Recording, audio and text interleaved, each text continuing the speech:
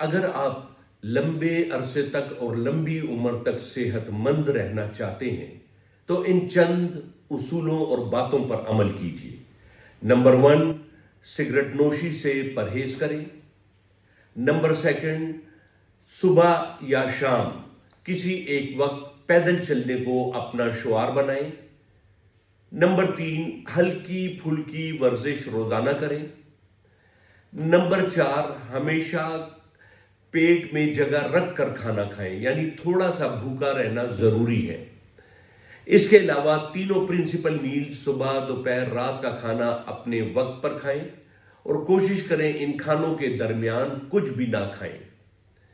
اس کے ساتھ ساتھ دین اسلام کے مطابق رات جلدی سوئیں اور صبح فجر سے پہلے اٹھیں، کیونکہ 8 گھنٹے کی کوالٹی سلیپ آپ کو ہمیشہ صحت مند رکھے گی۔